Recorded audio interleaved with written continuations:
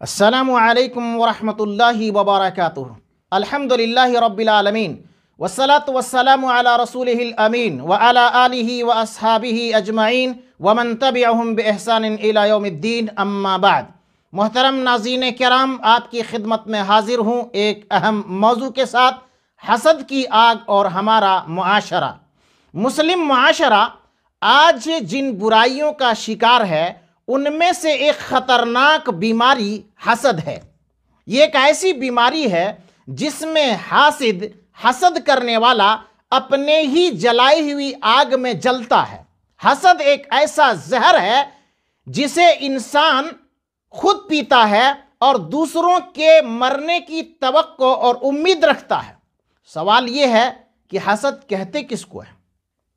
کسی شخص پر اللہ کی نعمت کے زوال کی تمنا کرنا، کسی کے مال و دولت، شان و شوکت، مقام و مرتبے کو دیکھ کر کے جلنا، اس کی نعمت کو ختم ہونے کی تمنا کرنا حسد کہا جاتا ہے۔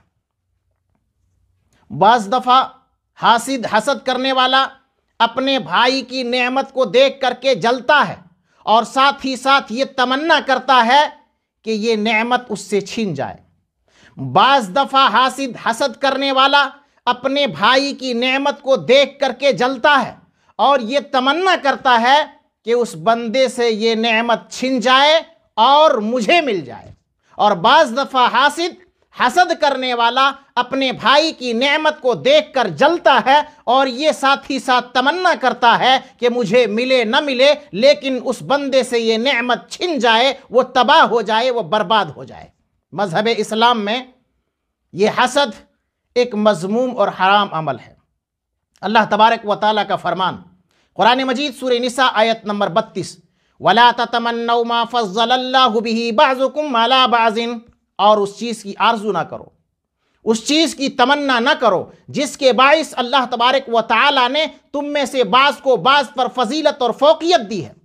عہد رسالت یعنی نبی کریم صلی اللہ علیہ وسلم کے دور میں اللہ تبارک و تعالیٰ نے مسلمانوں پر اپنا خاص یہ احسان کیا تھا کہ ان کو قرآن اور ایمان کی دولت عطا فرمائی تھی، جس کو دیکھ کر مسلمانوں کے حاسد یہود حسد کرتے تھے اور جلے مرتے تھے، جس کا تذکرہ اللہ تبارک و تعالیٰ نے کیا ہے قرآن مجید سورہ نساء آیت نمبر 54، ام یحسدون الناس علی ما آتاہم اللہ من فضلہ۔ یہ یہود لوگوں سے حسد کرتے ہیں اس پر جو اللہ نے مسلمانوں کو اپنے فضل و کرم سے عطا کیا ہے۔ اللہ تبارک و تعالیٰ اپنے بندوں پر کس قدر رحیم ہے، کس قدر رحم کرنے والا ہے۔ اللہ تبارک و تعالیٰ نے حاسدوں کے شر سے پناہ مانگنے کی تلقین فرمائی ہے۔ قرآن مجید سورہ فلق آیت نمبر 5، وَمِن شَرِّ حَاسِدٍ إِذَا حَسَدَ، اے اللہ حاسدوں کے شر سے پناہ چاہتا ہوں جب وہ حسد کرنے لگے۔ اس سے اندازہ لگایا جا سکتا ہے کہ حسد کس قدر خطرناک بیماری ہے اور کس قدر خطرناک برائی ہے۔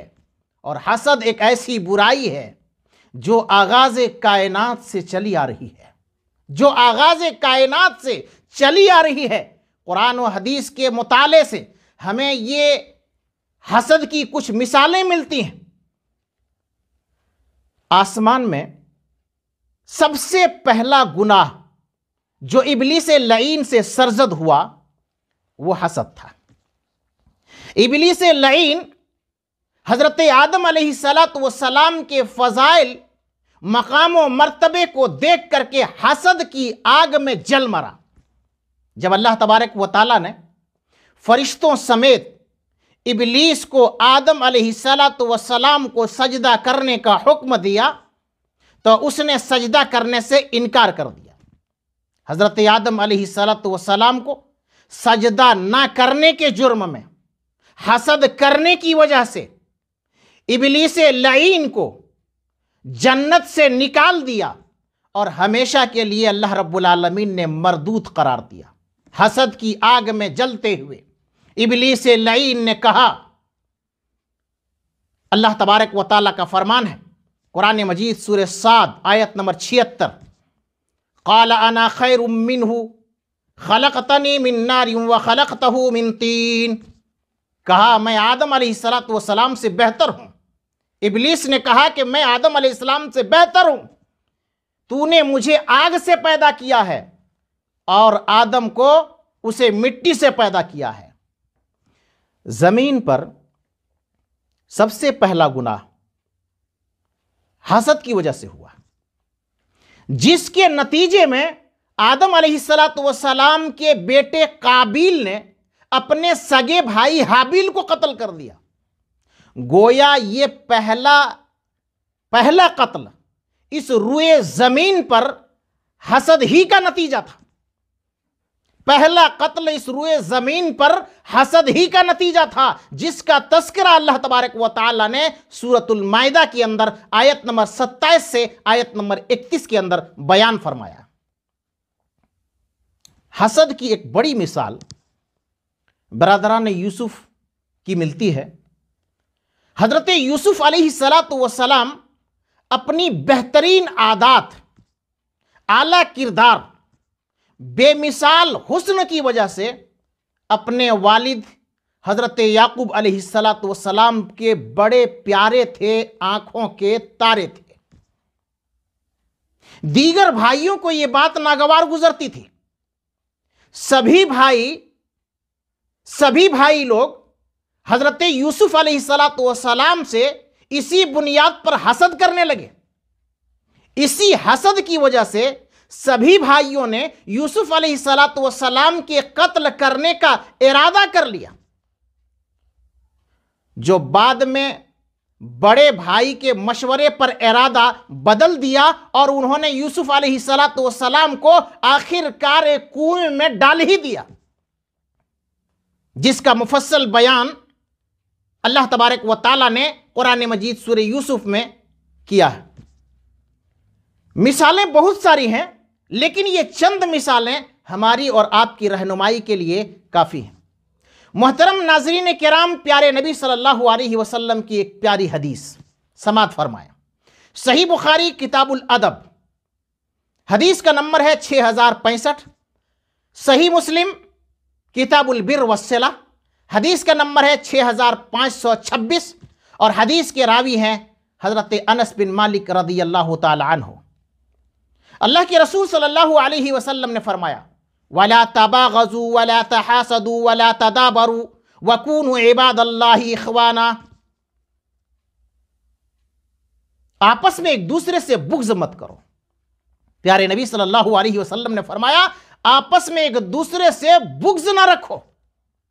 وَلَا تَحَاسَدُوا، آپس میں ایک دوسرے سے حسد نہ کرو۔ وَلَا تَدَابَرُوا، اور کسی کو پیٹھ نہ دکھاؤ، کسی سے منہ مت موڑو۔ وَكُونُوا عِبَادَ اللَّهِ إِخْوَانًا، اور پیار کے ساتھ، محبت کے ساتھ بھائی بھائی بن کر کے تم زندگی گزارو۔ تمام کے تمام مسلمان آپس میں بھائی بھائی ہیں۔ وَلَا يَحِلُّ لِمُسْلِمٍ أَن يَهْجُرَ أَخَاهُ فَوْقَ 3 أَيَّامٍ، کسی مسلمان کے لیے حلال نہیں ہے، کسی مسلمان کے لیے جائز نہیں ہے کہ 3 دنوں سے زیادہ بات چیت کو بند کر دے، ترک کلام کر دے، کسی مسلمان کے لیے جائز نہیں ہے۔ سنن ابی داؤد کے حوالے سے حدیث ہے، اور حدیث کا نمبر ہے 4914، جس میں یہ الفاظ زیادہ ہیں، فَمَنْ هَاجَرَ فَوْقَ 3 فَمَاتَ دَخَلَ النَّارِ، اور جنہوں نے ایسا عمل کیا، دل کے اندر بغض اور کینہ رکھا 3 دنوں سے زیادہ، اور اسی حالت میں وہ مر گیا بغیر توبہ کے، بغیر استغفار کے، فَمَاتَ دَخَلَ النَّارِ، مر گیا اسی حالت میں، اللہ کے نبی صلی اللہ علیہ وسلم نے فرمایا کہ وہ جہنم کے اندر داخل ہوگا۔ اللہ اکبر۔ جب ایک انسان کے اندر بغض پیدا ہوتا ہے، کینہ پیدا ہوتا ہے، تو بغض اور کینہ کی وجہ سے حسد اس کے اندر پیدا ہوتا ہے۔ اسی لیے اللہ کے نبی صلی اللہ علیہ وسلم نے ان اخلاقی برائیوں سے زوردار انداز میں روکا ہے کہ کوئی بھی مسلمان آپس میں بغض نہ رکھے، کوئی بھی مسلمان آپس میں حسد نہ کرے، کوئی بھی مسلمان ایک دوسرے سے منہ نہ موڑے، کوئی بھی مسلمان ایک دوسرے سے قطع تعلق اختیار نہ کرے۔ محترم ناظرین کرام، خلاصہ کلام یہ ہے کہ حسد ایک بدترین عمل ہے، حسد ایک مذموم عمل ہے، حسد کرنے والا بہت برا ہوتا ہے، وہ صرف اور صرف لوگوں کی تباہی اور بربادی چاہتا ہے، اپنی بھلائی کے لیے وہ کوشش بالکل نہیں کرتا، رات و دن دوسروں کی بربادی کے تعلق سے غور و فکر میں لگا رہتا ہے۔ ایسے لوگوں کے لیے دنیا میں بھی بربادی ہے اور آخرت میں بھی بربادی ہے۔ آج جب ہم سماج اور معاشرے پر نظر ڈالتے ہیں تو اس خطرناک اور مذموم عمل میں اکثر لوگ ملوث نظر آتے ہیں۔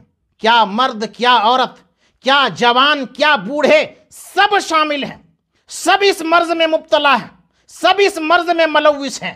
سماج اور معاشرے میں یہ مذموم خصلت امت مسلمہ کے رگ و ریشے میں سرایت کر گئی ہے، اور افسوس کی بات تو یہ ہے کہ علماء کرام جو بڑے بڑے جامعات اور مدارس سے فارغ التحصیل ہوتے ہیں، لمبی لمبی داڑھیاں اور بڑی بڑی ٹوپیاں اور جبے لگا کر قوم کا ٹھیکیدار، ملت کے نگہبان، امت کے پاسبان بنے ہیں، اپنے آپ کو انبیاء کے وارث کہتے ہیں، منبر و محراب سے قال اللہ اور قال الرسول کی صدائیں بلند کرتے ہیں، جو امت کے سامنے، جو لوگوں کے سامنے حسد کے تعلق سے، بغض کے تعلق سے، کینہ کے تعلق سے قباحت اور شناعت بیان کرتے ہیں، لیکن عملی میدان میں خود بھی اس خطرناک اور مذموم خصلت حسد میں ملوث نظر آتے ہیں۔ اللہ تبارک و تعالی رحم فرمائے۔ اللہ تبارک و تعالیٰ سے دعا ہے کہ اللہ تبارک و تعالیٰ ہم سب کو اس مذموم اور خطرناک عمل سے محفوظ رکھے۔ اللہ تبارک و تعالیٰ ہمارے قلوب و اذہان سے حسد، بغض، کینہ، نفرت جیسی مذموم خصلت کو نکال دے۔ اللہ تبارک و تعالیٰ دوسروں کے ساتھ خیر خواہی اور بھلائی کرنے کی توفیق مرحمت فرمائے۔ آمین، تقبل یا رب العالمین۔ والسلام علیکم ورحمۃ اللہ وبرکاتہ۔